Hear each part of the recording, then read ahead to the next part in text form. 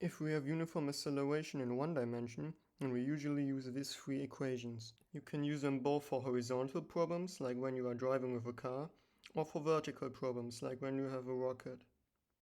So when do you use which equation? So usually when the unknown is the net displacement, then you use the first one.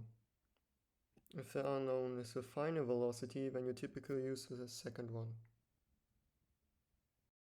Now if you don't know the time but the net displacement, then you would use the third one. Now let's look at the following example.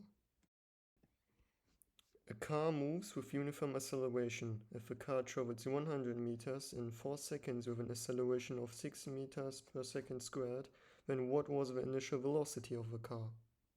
Let's look at our nouns. So we have delta x, t, and a. Our unknown is the initial velocity. So which of the three equations suits the problem the best? Keep in mind that ideally we only want one unknown in the equation. Because of this, the first equation would suit the problem the best. If we now plug in our values, we get the following.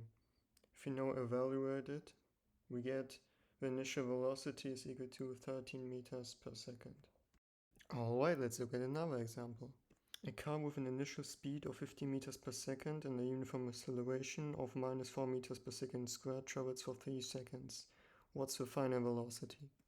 Based on this, our nouns are v initial, a, and t. Our unknown in this case is v final.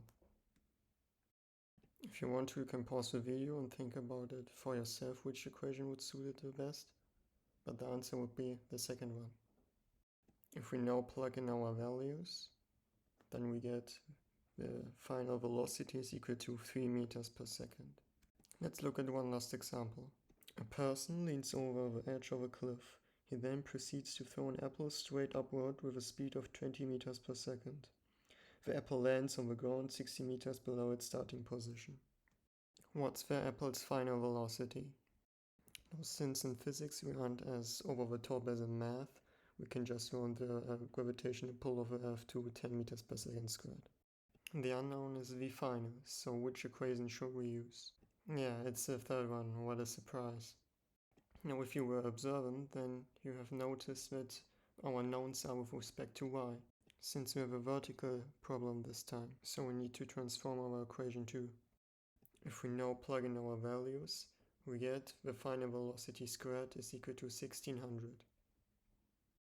Now since the final velocity squared is equal to 1600, we need to take the square root. Keep in mind that there are two answers, due to minus 40 squared and 40 squared both being equal to 1600. Now since it is stated that the apple is moving downward in the final position, the correct answer would be minus 40. I'm going to create a new place for the laws of motion, so don't forget to don't forget to subscribe, okay? Do it!